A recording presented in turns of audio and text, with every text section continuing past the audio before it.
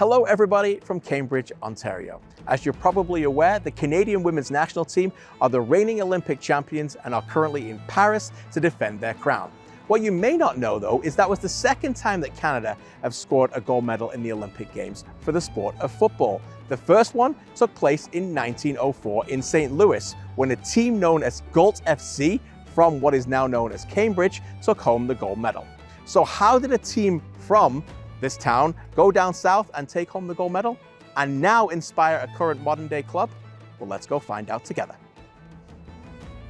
Cambridge is very proud of its sporting history. I mean, hockey is definitely a big one, but I think there's a growing awareness of the importance of soccer in the community as you get people from all over the world who play soccer as their major sport. And I think that's translating into an awareness of the history that Galt FC has in our town.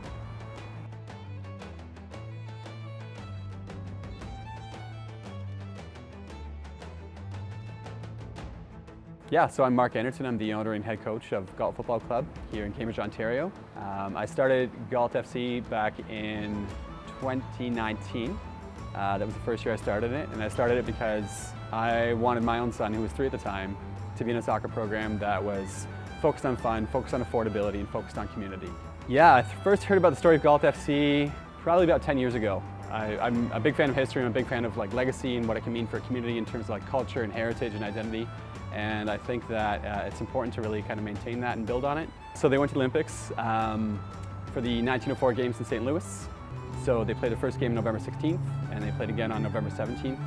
And they were just dominant. They won the first 2 games, and that was enough for them to get the gold medal, and it was a great moment.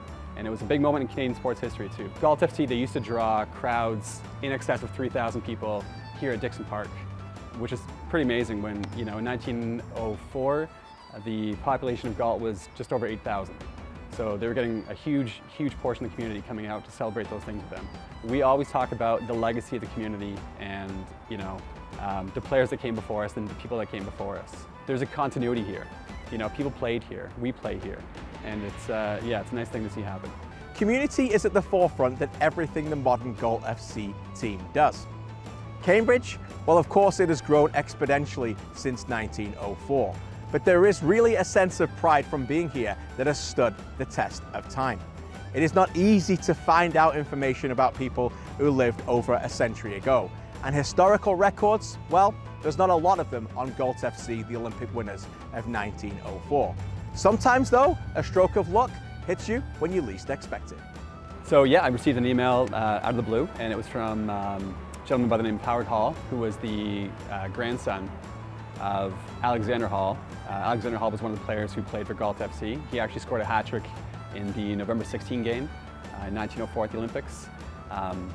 So great player for Galt FC, significant history here. Interesting, because soccer wasn't talked much about at all until Trevor became interested in a number of years ago, my oldest son. Corinne, you talked a bit about, my sister Corinne talked a bit about soccer, and we knew that he'd won a gold medal. But since we never had the gold medal, we didn't know, and our father never talked about it. So any of the talking about it was just basically what some family members would, talk about. And eventually, I got more involved in it because knowing that, hey, we had an Olympic gold medal somewhere. It was a hard life. Because he played soccer, he left his family so many different times. He was only 15 years old when his father died. Oh, so okay. He had a lot of things to prove. And I think just the fact that he traveled from Scotland in 1901 to Canada to find a job to support his family, is an indicator of the strength that he had. Galt Football Club was made up entirely of local talent, many of which went right here in the city to Galt Collegiate Institute. The club, it was an absolute powerhouse in the late 19th century and early 20th century, believed to have won 44 championships in 25 years, including the very first 3 Ontario Cups in 1901, 1902, and 1903. But their biggest victory of all came in St. Louis at the Olympic Games in 1904. When they returned, they were met right here at Galt train station by over 2,500 fans, giving them a true hero's welcome. A torchlight parade would follow through the city, followed by a reception at the local opera house. The opera house, that's no longer available to be seen, and the train station now here, that is no longer working either. But what continues is Mark and the local club as they continue to create their own history in this community.